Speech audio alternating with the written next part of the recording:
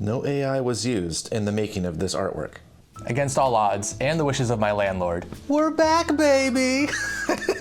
Welcome back to another episode of Watercolor Fire Damage. I'm your host, Dan Merrick, artist, and this is the show where I paint a watercolor and then I let it cook. So we're moving our way through the Heavenly Bodies collection. We're all the way up to Mars, the Brad Pitt of the solar system, the god of war, angry, decisive. These are all the things that Mars is known for. It's got this red glow to it when you're looking at it in the night sky. So of course we're gonna be using red. Red on red, I don't know about that. We'll see how it turns out. And as always, we're gonna be trying to do this watercolor in 5 washes or less to save some of the freshness. I don't know how we're gonna save the freshness on this one, but if we don't make Daddy happy, he might be putting us up for adoption. Okay, so I'm starting out this first wash with my favorite pigment, alizarin crimson. You know it's alizarin crimson. There's nothing quite like looking at a cool red that just makes you just want to go. At least that's how I feel when I'm looking at alizarin crimson. So the general idea here is that I'm going to use cool reds that lean towards purple for the background. Cool colors recede into the background. Warm colors push into the foreground. That's kind of the theory, the color theory here that we're using. So we're gonna be doing alizarin crimson for the background with purples, and then we're gonna be doing a warm red, cadmium red, and oranges and yellows for the planet, so that hopefully they pop out. Now this is a lot of watery red. I'm gonna be using a real thin consistency here because I just wanna be like, ba-blammo, ba-blammo, hitting the background and just letting the painting paint itself because I'm lazy and I don't wanna do any work. I'm taking some quinacridone rose from my standard palette here, and I'm adding it to the red just to vary the tones. I'm just trying to get a kiss of it, just a kiss from the rose on the grave.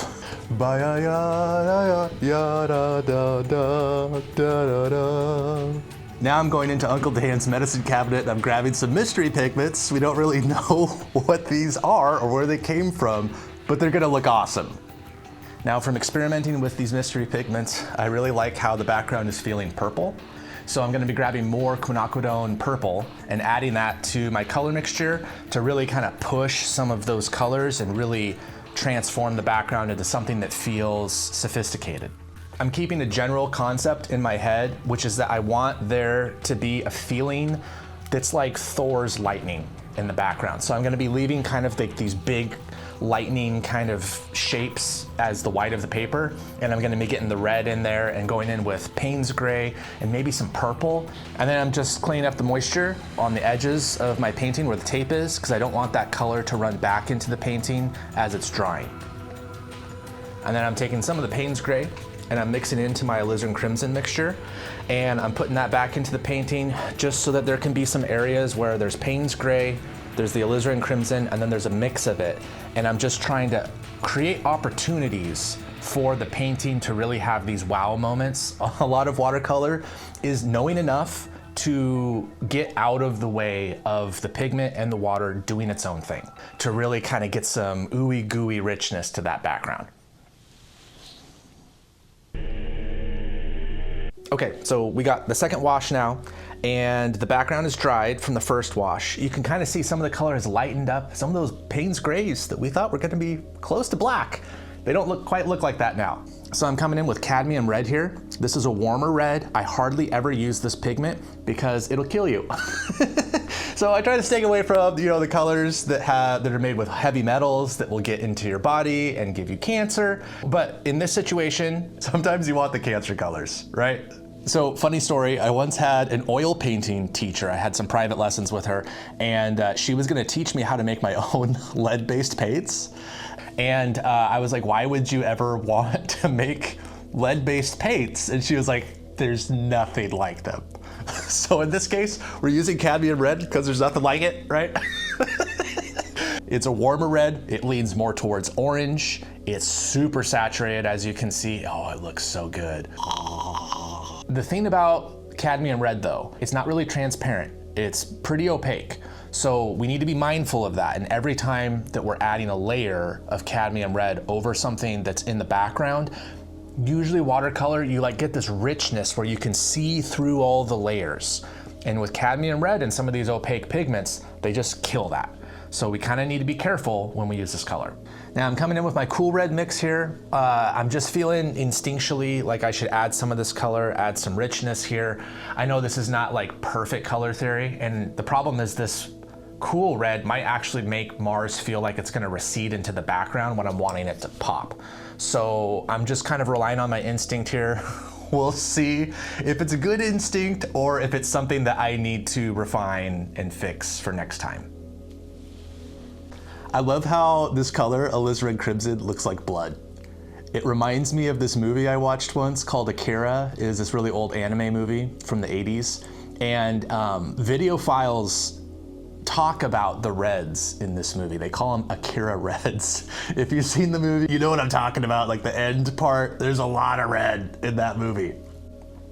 So I'm just plopping some pigment down, even going into the whites in some areas just to get like a shocking amount of contrast. And then I'm just focusing on the corners, the four corners of the piece.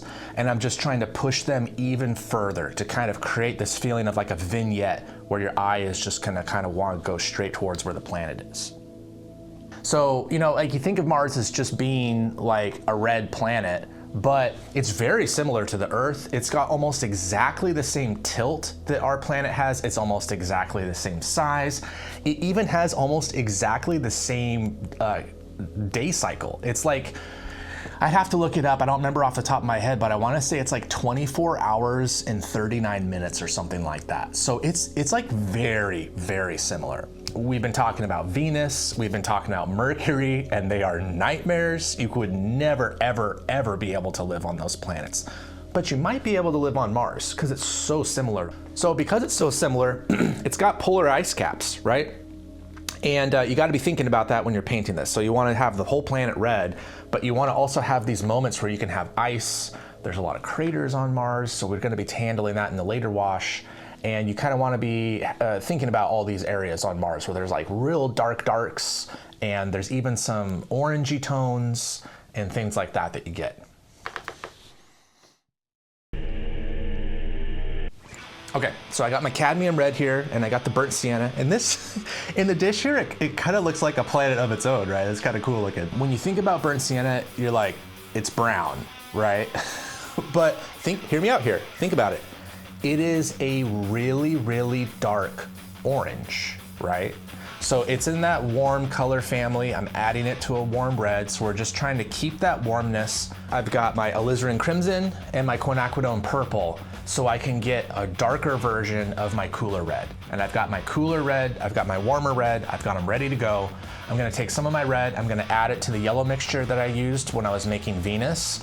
And I've got this whole play of colors now. I've got like a purpley color, I've got a dark brownish red color, and then I've got this orangey yellow color. And I'm gonna mix them all together, and we're gonna get this vibrant kaleidoscope of tones and hues on the red planet of Mars. And right here you can see these M-gram pigments in action. They're made with honey, and the honey just has this way of flowing through wet and wet washes at kind of this explosive rate that I just love watching. And then finally, I'm coming in with Payne's Gray here because we need to have some seriously dark spots on the planet of Mars. When I was looking at my reference photos, I was actually surprised, you know, like you just, you know, you look at Mars and you're like, it's red. But it's like I said, it's got the polar ice caps, so it's got these white areas, and then it's got these huge craters and like plateaus and stuff like that. And there's even these areas that look like battle scarred almost. It's like these really black areas on Mars. So there's actually a lot going on this planet. You kind of want to be able to capture all of that. I kind of wish that I had gone a little bit faster with the Payne's Gray and this really dark mixture on the planet, because I feel like I took too much time and I worried about the details more than I should have. I should have just kind of maybe dry brushed across and got like a really cool texture and just focused on the texture instead of like accuracy, because this isn't really accurate to begin with. So looking back, next time I would probably take a much bigger brush and just kind of live with it rather than what I'm doing here.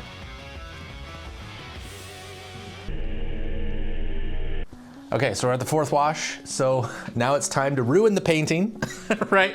I got my small detail brush and I'm going in with alizarin crimson and my purple.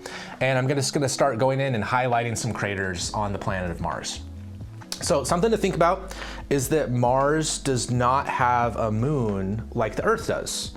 So Mars has two moons, Phobos and Deimos, or however you say it. So Mars has got two moons, and they're like way smaller than our moon. I think they're like 1% or 2% the size of our moon. And they're small enough that they're not even spherical in shape. Scientists think that possibly Jupiter pulled asteroids out of the asteroid belt, and in pulling, because Jupiter's like so big, it's got such a strong gravitational field that scientists theorize that a couple of the asteroids in the asteroid belt got pulled out of their orbit and then Mars picked them up.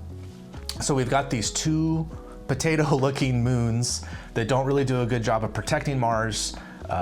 Mars is more cratered and it's blown up more than our planet is, because we kind of have this protective mother in having the moon sweep out small objects that could cause massive craters on the Earth. Now, I'm not feeling like the dark side of Mars here is dark enough, so I'm wetting the dark side edge, and then I'm gonna be going back in with some value just to like really push it down, push it deeper, and then I'm coming in with a smaller brush and I'm running water along the edge first, like wholly clean water. I'm just going in and getting that connected, and then I'm just gonna kind of feather that edge out. Now I want to add some blacks around Mars because I just don't feel like it's popping out enough from the background. So I'm going in with a big brush with my holy water, and I'm gonna be doing like kind of like a combination wet and wet wash. And then I'm gonna be coming in and I'm gonna be using some calligraphy to make hard edges to kind of make it feel stylized when it pulls away from there. Imagine making a painting of a red planet on a red background and then being like, this doesn't pop out enough. So that's why I'm adding the black here. I'm going in with Payne's gray. We're just doing the same old, we're just plopping the color down. We're getting some big explosions of really dark value. And then I'm going in and I'm feathering out those edges, and I'm using a smaller brush to even kind of pull out from where that wet and wet technique I used was. And then I'm able to kind of get like this soft edge shape, but then also get like these hard edged kind of like swirly shapes. I call it calligraphy, but it's really just personal preference. Like you can do this, you can make it your own, you can practice in a notebook. It's a lot of fun. And then I'm just coming in here again with my small brush and just trying to push that dark on the planet again. This is one of the tricky things about watercolor, is that you're supposed to get everything done in just a couple of washes because you want the colors to blend together on the paper, and it gives you this very characteristic blend that you only get with watercolor that makes you feel nostalgic for a time that you've never lived or a place that you've never been to before. And so one of the tricky things is that you're trying to get that color just right, or you're trying to get the value dark enough, and then it dries and it doesn't dry quite right. And so I'm just going back in like, I can fix it, I can make it better. And you usually can't, you know, she doesn't want to be saved. You can't save her. All right, so I'm just supposed to blab here and fill the time. So I'm painting, you know, we got another wash that we're doing. Like we're way past the 5 washes at this point. We're in the major danger zone with this painting. I'm sorry, Brad, we messed up. Please don't hurt me. So I'm just going in with like really thick pigment, and I'm just trying to get this as black as I can get it, right? So I'm just going in with a super, super dark, thick pigment, and I'm just putting in some of these areas. Mars has got a lot of these areas that you look at it from afar and it kind of looks like a bomb went off or something. It's just like this really dark cratered area, but it's huge. It's like, when you think about it, it's like, this is like as big as a continent, right? So we're just kind of going in with a small detail brush. I'm looking at photo reference, and I'm just trying to recreate the shape that I see here. So I painted with the light side of the force, which is watercolor, and now we're gonna be painting with the dark side of the force, which is gouache. Gouache is a quick path to great power, but you might lose your soul in the process. So I'm using Holbein Artists G630 Permanent White here. This is the color that I like the most. It seems to have the best effect on the paintings that I've made. I've used a lot of different gouaches. This is the one for me, baby. So we're just going in and I'm just kind of time-lapsing, showing you a quick demonstration of what I'm doing.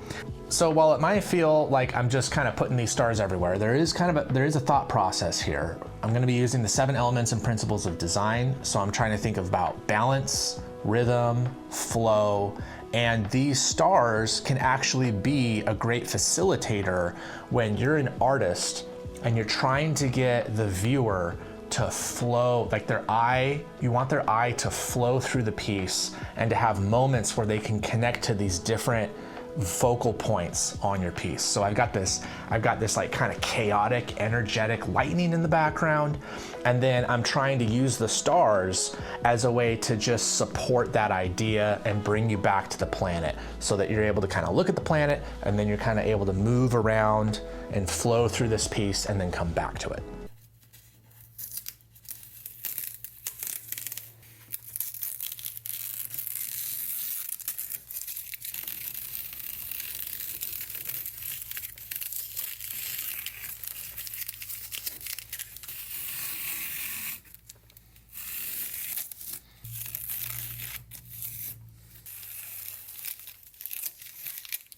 Oh, look at that.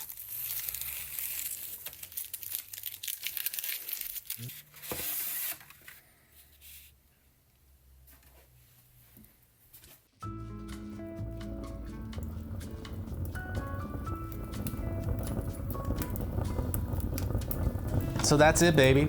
Mars is gone. It burned up in a nuclear holocaust. If you liked this painting, you can get the original ashes on my website, or you can buy a print of it. I have prints in various sizes. But what I'd rather have you do is just watch another video, baby.